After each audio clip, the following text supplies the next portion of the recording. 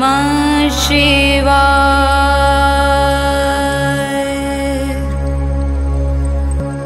ॐ नमः शिवाय।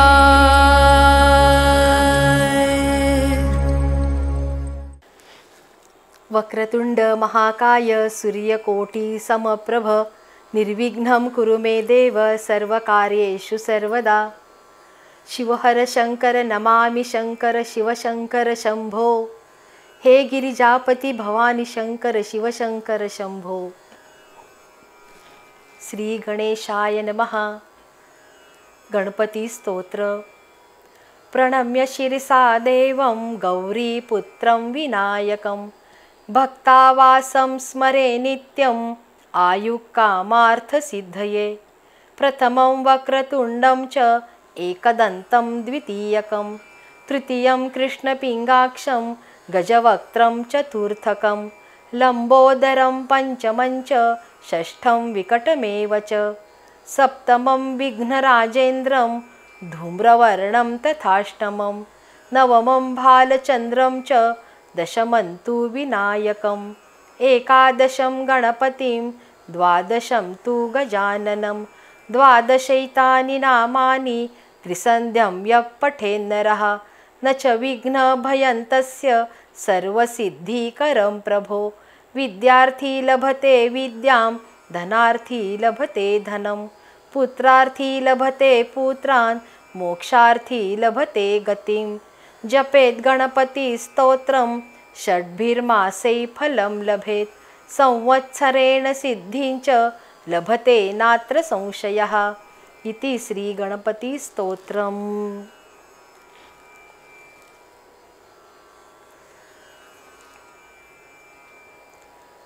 श्री मारुती स्तोत्र। भीमरूपी महारुद्रा वज्र हनुमान मारुती वनारी अंजनी सूता रामदूता प्रभंजना महाबळी प्राणदाता सकळा उठवी बळे सौख्यकारी दुःखहारी दूत वैष्णव गायका दीनानाथा हरिरूपा सुंदरा जगदांतरा पाताल देवता हंता भव्य सिंदूरलेपना लोकनाथा जगन्नाथा प्राणनाथा पुरातना पुण्यवंता पुण्यशीला पावना परितोषका ध्वजांगे उचली बाहो आवेशे लोटला पुढे काळाग्नी काळ रुद्राग्नी देखता कापती भये ब्रह्मांडे मायिली नेणो आवळे दंतपंगती नेत्राग्नी चालिल्या ज्वाळा भ्रुकुटी ताटिल्या बळे पुच्छते मृडिले माथा किरीटी कुंडले बरी सुवर्णकटिका सोटी घंटा किंकिणी नागरा ठकारे पर्वता ऐसा नेटका सडपातळू चपळांग पाहता मोठे महाविद्युल्लते परी कोटीच्या कोटी उड्डाणे झेपावे उत्तरेकडे मंद्राद्री सारिका द्रोणू क्रोधे उत्पाटिला बळे आणिला मागुती नेला आला गेला मनोगती मनासी टाकिले मागे गतीसी तुलनानसे अणुपासोनी ब्रह्मांडा एवढा होत जातसे तयासी तुलना कैची मेरू मंदार धाकुटे ब्रह्मांडा भोवते वेडे वज्रपुच्छे करू शके तयासी तुलना कैची ब्रह्मांडी पाहतानसे आरक्त देखिले डोळा ग्रासिले सूर्यमंडळा वाढता वाढता वाडे भेदिले शून्यमंडळा धनधान्य पशुवृद्धी पुत्र पौत्र समग्रही पावती रूप विद्यादी स्तोत्रपाठे करोनिया भूतप्रेत संबंधादी रोगव्याधी समस्तही नासती तुटती चिंता आनंदे भीमदर्शने हे धरा 15 श्लोकी लाभली शोभली बरी दृढदेहो निसंदेहो संख्या चंद्रकला गुणे रामदासी अग्रगण्यू कपिकुळासी मंडणू रामरूपी अंतरात्मा दर्शने दोषनासती। इति श्री रामदासकृतं संकटनिरसनं मारुती स्तोत्रं संपूर्णम्।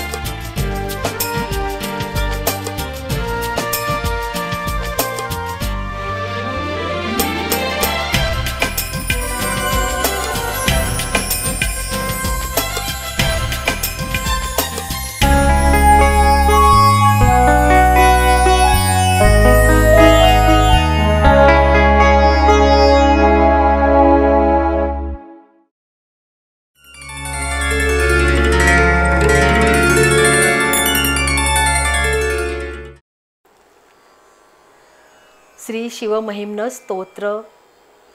श्री गणेशाय नमः। पुष्पदंत उवाच। महिम्न पारं ते परमविदुषो यद्य सदृशी स्तुतिर्ब्रह्मादीनामपि तदवसन्नास्त्वयि गिरः अथावाच्य सर्वस्वमतिपरिणामावधिगृणन् ममापेशस्तोत्रे हरनिरपवादः परिकरः अतीतपन्थानं तव च महिमा वाङ्मनसयो रतद्व्यावृत्यायं चकितमभिधत्ते श्रुतिरपि सकस्य स्तोतव्य कतिविधगुणः कस्य विषयः पदे त्वर्वाचीने पतति न मनः कस्य न वचः मधुस्फीता वाच परमममृतं निर्मितवतस्तव ब्रह्मं किं वा गपिसुरगुरोर्विस्मयपदं मम त्वेतां वाणीं गुणकथनपुण्येन भवतः पुनामीत्यर्थेऽस्मिन् पुरमथनबुद्धिर्व्यवसिता तवैश्वर्यं यत्तज् जगदुदयरक्षा प्रलयकृत् त्रयी वस्तु व्यस्तं तिसृषु गुणभिन्नासु तनुषु अभव्यानामस्मिन् वरदरमणीयामरमणीं विहन्तुं व्याक्रोशिं विदधत इहैके जडधियः किमिह किङ्काय स खलु किमुपायस्त्रिभुवनं किमाधारो धाता सृजति किमुपादान इति च अतर्क्यैश्वर्ये त्वय्यनवसरदुःस्थो हतधियः कुतर्कोऽयं कांश्चिन् मुखरयति मोहाय जगतः अजन्मानो लोका किमवयववन्तोऽपि जगताम् अधिष्ठातारं किं भवविधिरनादृत्य भवति अनीशो वा कुर्यात् भुवनजनने कपरिकरो यतो मन्दास्त्वां प्रत्यमरवरसंशेरत इमे त्रयी सांख्यं योग पशुपतिमतं वैष्णवमिति प्रभिन्ने प्रस्थाने परमिदमधः पथ्यमिति च रुचीनां वैचित्र्या दृजुकुटिलनानापथजुषां नृणामेको गम्यस्त्वमसि पयसामर्णव इव महोक्षखट्वाङ्गं परशुरजिनं भस्मफणिनः कपालं चेत्तीयत् तव वरदतन्त्रोपकरणं सुरास्तां तां वृद्धिं ददति तु भवद्भ्रूप्रणिहितां न हि स्वात्मा रामं विषयमृगतृष्णा भ्रमयति ध्रुवं कश्चित् सर्वं सकलमपरस्त्वध्रुवमिदं परो ध्रव्याध्रव्ये जगति गदति व्यस्तविषये समस्तेऽप्येतस्मिन् पुरमथनतैर्विस्मित इव स्तुवञ्जिर्हेमि त्वां न खलु ननु दृष्टा मुखरता तवैश्वर्यं यत्नाद् यदुपरि विरिञ्चिर्हरिरदः परिच्छेतुं याता वनलमनलस्कन्धवपुषः ततो भक्तिश्रद्धा भरगुरुगृणद्भ्यां गिरिशयत् स्वयं तस्थेताभ्यां तव किमनुवृत्तिर्न फलति अयत्नादापाद्य त्रिभुवनमवैरव्यतिकरं दशास्यो यद्बाहु न भृतरणकण्डूपरवशान् शिरपद्मश्रेणी रचितचरणाम्भोरुहबले स्थिरायास्त्वद्भक्ते स्त्रिपुरहरविस्फुर्जितमिदम् अमुष्यत्वत्सेवा समधिगतसारं भुजवनं बलात् कैलासेऽपि त्वदधिवसतौ विक्रमयतः अलभ्या पाताले प्यलसचलिताङ्गुष्ठशिरसि प्रतिष्ठा त्वय्यासीत् ध्रुवमुपचितो मुह्यति खलः यद्रुद्धिं सूत्राम्णो वरद परमोच्चैरपि सतीम् अधश्चक्रे बाण परिजनविधेयस्त्रिभुवनः न तच्चित्रं तस्मिन् वरिवसितरि त्वच्चरणयोर्न कस्याप्युन्नत्यै भवति शिरसत्वयि यवनतिः अकाण्डब्रह्माण्ड क्षयचकितदेवासुरकृपा विधेयस्यासीद्य स्त्रीनयनविषं संवृतवतः सकल्माषकण्ठे तव न कुरुते न श्रियमहो विकारोऽपि श्लाघ्यो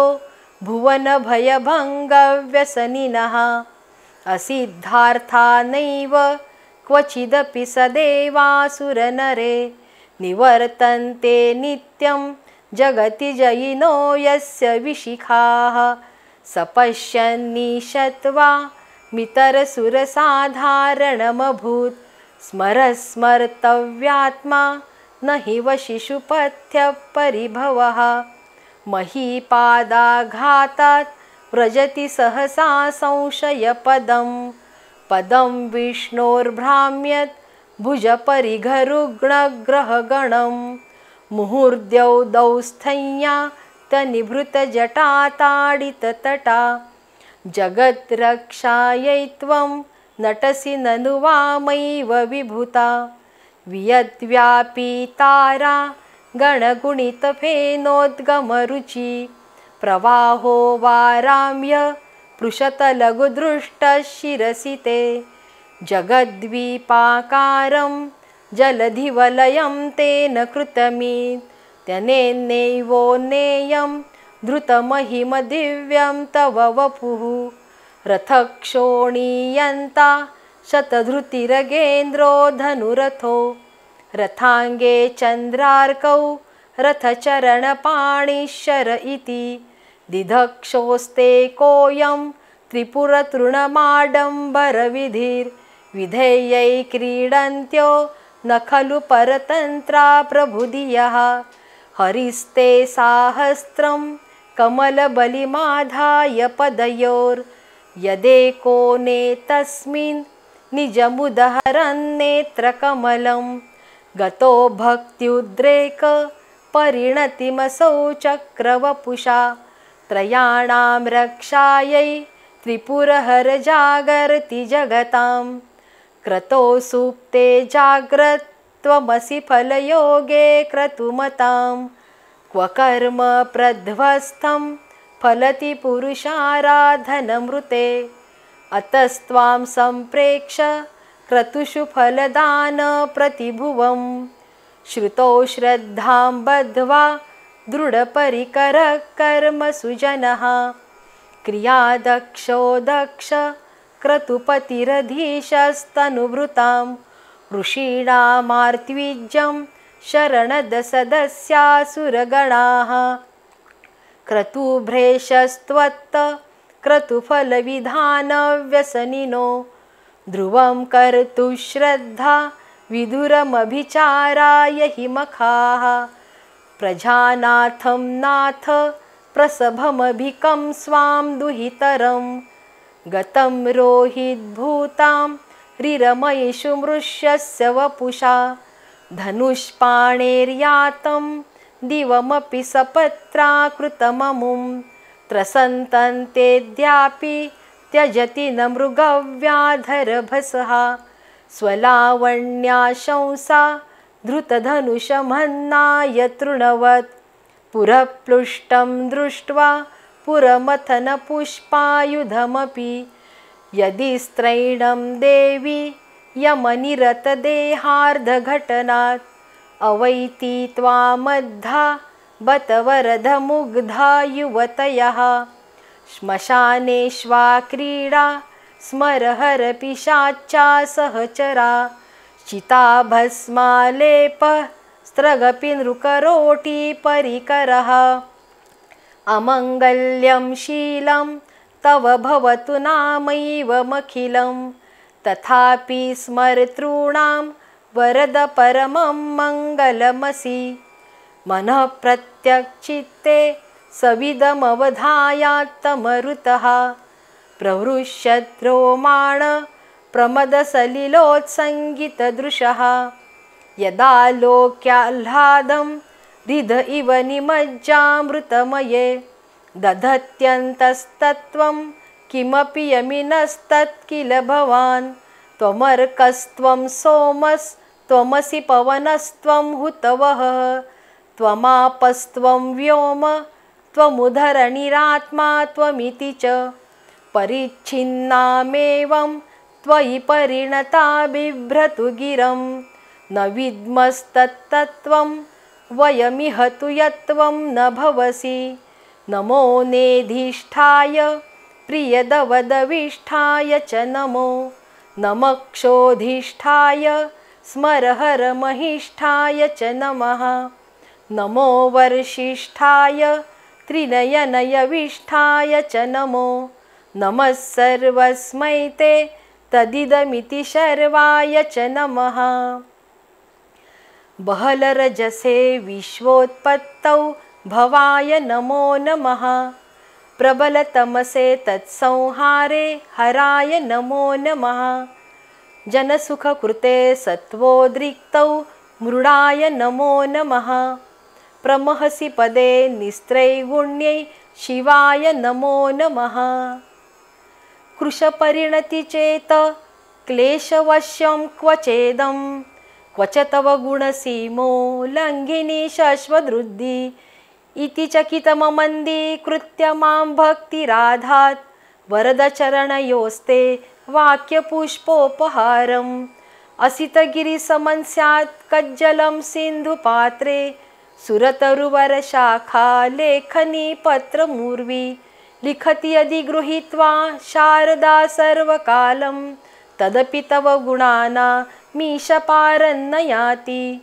असुरसुरमुनीन्द्रैरर्चितस्येन्दुमौलैर्ग्रथितगुणमहीनो निर्गुणस्येश्वरस्य सकलगुणवरिष्ठपुष्पदन्ताभिधानो रुचिरमलगुरुवृत्तैस्तोत्रमेतच्चकार अहरहर नवद्यं धूर्जटे स्तोत्रमेतत् पठति परमभक्त्या शुद्धचित्तपुमान्यः स भवति शिवलोके रुद्रतुल्यस्ततात्र प्रचुरतरधनायु पुत्रवान् कीर्तिमांश्च महेशान्नापरो देवो महिम्नो नापरा स्तुतिः अघोरान्नापरो मन्त्रो नास्ति तत्त्वं गुरो परं दीक्षादानं तपस्तीर्थं ज्ञानं यागादिका क्रियाः महिम्नस्तव पाठस्य कलां नार्हन्ति षोडशीम् कुसुमदशननामा सर्वगन्धर्वराज शशिधरवरमौलैर्देवदेवस्य दासः सखलु निजमहिम्नो भ्रष्ट एवास्य रोषात् स्तवनमिदमकार्षीत् दिव्यदिव्यं महिम्नः सुरवरमुनिपूज्यं स्वर्गमोक्षैकहेतुं पठति यदि मनुष्य प्राञ्जलिर्नान्यचेतः व्रजति शिवसमीपं किन्नरैस्तूयमान स्तवनमिदममोघं पुष्पदन्तप्रणीतम् आसमाप्तमिदं स्तोत्रं पुण्यं गन्धर्वभाषितम् अनौपम्यं मनोहारी शिवमीश्वरवर्णनम् इत्येषा वाङ्मयी पूजा श्रीमच्छङ्करपादयोः अर्पिता तेन देवेश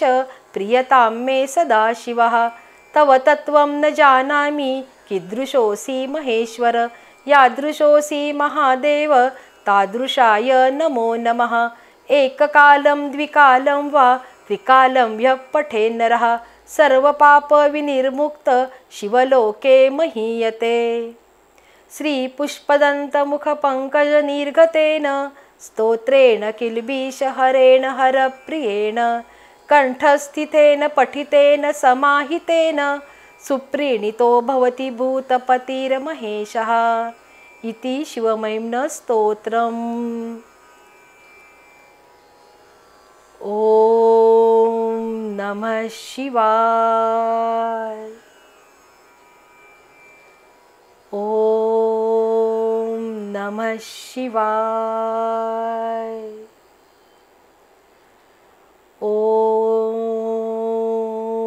नमः शिवाय। इति शिवार्पणमस्तु। धन्यवाद। नमस्कार।